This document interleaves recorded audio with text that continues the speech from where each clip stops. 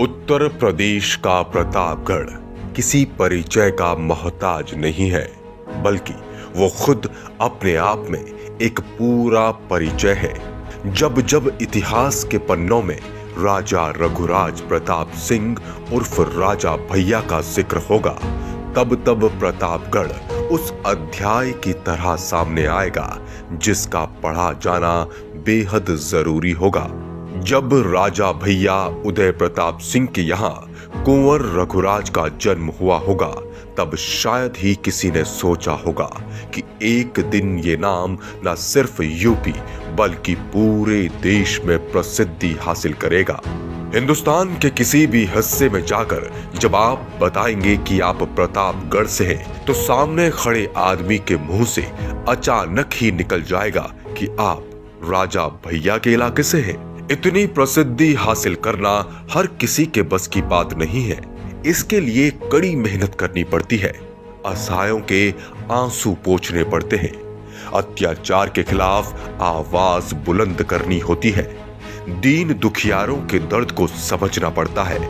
तब जाकर जनता की जुबान में एक आवाज जोर पकड़ती है, राजा भैया जिंदाबाद।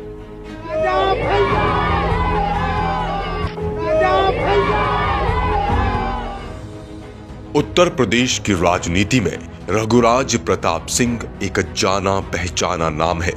सूबे की जनता भले ही रघुराज प्रताप सिंह के नाम से मुखातिब ना हो, मगर शायद ही संभव हो कि राजा भैया ये नाम किसी कान तक ना पहुंचा हो।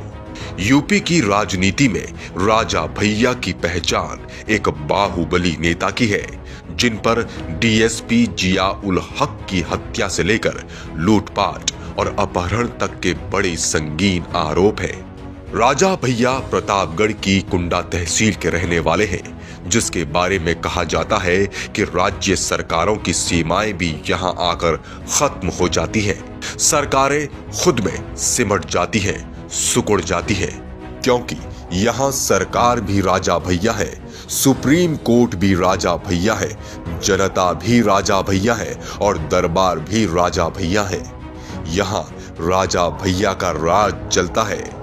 घुड़सवारी और निशानेबाजी के शौकीन राजा भैया लखनऊ विश्वविद्यालय से मिलिट्री साइंस और भारतीय मध्यकालीन इतिहास में स्नातक हैं। साल 1993 में राजा भैया के राजनीतिक करियर की शुरुआत राज्य स्तरीय चुनाव में हिस्सा लेकर हुई, जिसमें वे विजयी विधायक बने। तब उनकी उम्र महज 26 साल थी। राजा भैया ने 1993 में हुए विधानसभा चुनाव से कुंडा की राजनीति में कदम रखा। तब से वो लगातार अजय बने हैं। राजा भैया 1993 और 1996 के विधानसभा चुनाव में बीजेपी समर्थित, तो 2002, 2007 और 2012 के चुनाव में एसपी समर्थित निर्दलीय उम्मीदवार के रूप में विधायक चुने गए। राजा भैया बीजेपी की कल्याण सिंह सरकार और एसपी की मुलायम सिंह सरकार में भी मंत्री बने।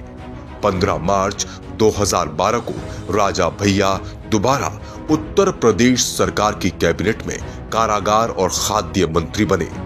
2 मार्च 2013 को कुन्ना में तिहरे हत्याकांड में डीएसपी जिया उल हक की हत्या के मामले में राजा भैया का नाम आने पर इन्होंने 4 मार्च 2013 को मंत्री पद से इस्तीफा दे दिया। हालांकि बाद में सीबीआई जांच में राजा भैया निर्दोष पाए गए और क्लोजर रिपोर्ट में उन्हें क्लीन चिट मिल गई। 11 अक्टूबर को उन्हें उत्तर प्रदेश सरकार में सम्मान कैबिनेट मंत्री का दर्जा दिया गया। 1993 में अपना राजनीतिक करियर शुरू करने वाले राजा भैया की जीत का जश्न आज भी जारी है। प्रतापगढ़ के राजा भैया की कहानी किसी राजा से कम नहीं है। उनकी कहानियों के कई किस्से हैं, जिसमें मगरमच्छ वाला किस्सा काफी चर्चित है। लोगों का ये भी मानना है कि राजा भैया ने अपने तालाब में घड़ियाल पाल रखे हैं और वे अपने खिलाफ खड़ी होने वाली आवाजों को उन घड़ियालों का निवाला बना देते हैं। हालांकि राजा भैया इस बात से इनकार करते हैं। उत्तर प्रदेश के पूर्व मंत्री और निर्दलीय विधायक रघुराज प्रताप सिंह उर्फ राजा भैया अपने क्षेत्र में ही नहीं बल्कि यूपी की राजनीति में दबंग माने जाते हैं। दबंग होने के बावजूद उनके समर्थकों की संख्या भी कम नहीं है। कुछ लोग तो उन्हें मसीहा मानते हैं। राजा भैया के बारे में कहा जाता है कि वे साइकिल चलाने से लेकर हवाई जहाज उड़ाने तक का कारनामा करते हैं। कुंडा विधानसभा क्षेत्र में उन्हें आज तक किसी ने चुनौती भी नहीं दी। वे धर्म कर्म में रुचि रखते हैं। लोगों का ये भी मानना है कि राजा भैया अगर दोषी हैं तो उसका फैसला अदालत करेगी। फेसबुक पर सक्रिय राजा भैया यूथ ब्रिगेड के पेज पर उनकी अच्छाइयों की चर्चा है। फेसबुक पेज पर लिखा है, सियासत नहीं, मेहनत और स्व अस्तित्व के साथ अपनी संस्कृति और संस्कारों की रक्षा राजा भैया का पहला लक्ष्य है। अपनी दरियादिली के लिए मशहूर राजा भैया का जनता दरबार कल भी लगता था, आज भी लगता है और आखिरी सांस तक लगता रहेगा।